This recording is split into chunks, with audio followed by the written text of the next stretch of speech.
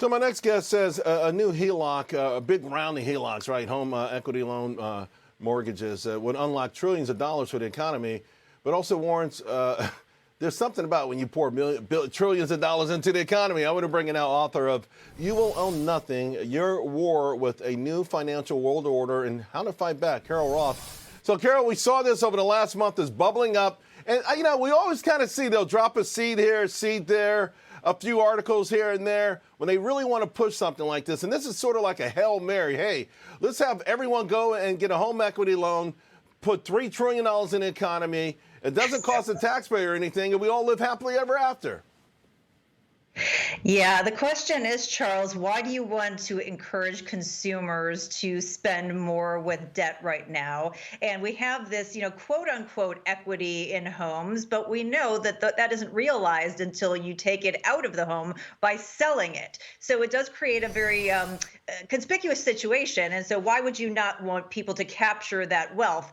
On top of that, we have Freddie Mac, who's now trying to come back into the market and not do HELOCs, but do a sister product with second mortgages. So now we have the government saying, hey, taxpayers, maybe you should come and back consumer loans. And again, we have to ask the question, why is this a good idea?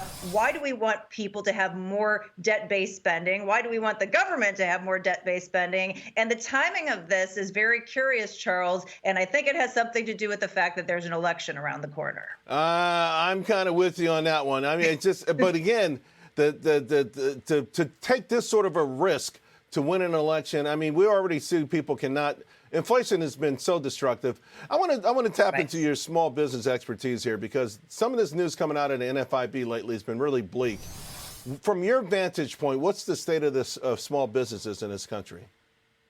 Well, I think a few weeks ago, I went in front of the House Small Business Committee to testify against something called the Corporate Transparency Act BOI rule. And one of the things I did was reach out to small businesses to see if anybody wanted to provide a statement for the record. Charles, in a couple of weeks, I got almost 450. I had to shut it down. And not only were they opposing this rule, what they wanted to tell Congress and they put in their statements was the fact that small businesses are struggling. They have just taken it on the chin. It is always challenging to be a small business. But the last 4 years since the COVID mandates, which many of them bore the brunt of, and then the after effects with the labor market, with the supply chain, with inflation, it's just been one thing after another. And they feel like instead of the government and everybody lifting them up and trying to make them more successful, that there are just more and more barriers. And that's why when you see NFIB's numbers, that's when you see a report from Alignable that came out earlier this year that 43% of their survey respondents can't pay their rent. This is what it's all about. The backbone of this country is struggling, and we need to lift them up. Yeah, and I got to tell you, this push by the White House with unions and paying unions exorbitant amounts of money, it's just not helping. Hey, I got less than a minute to go. I've got to ask you about this. It's right up your alley. So I rarely ever quote the Washington Post, but here's a headline for you. Exactly how stupid was what OpenAI did to Scarlett Johansson. We ranked it on our list of the 7 most boneheaded cell phones by technology companies. I mean, this is a big deal. It's not just Scarlett Johansson, right? I mean, this is listen, actors. This is one of the reasons I think they were going on strike. This is scary stuff, no?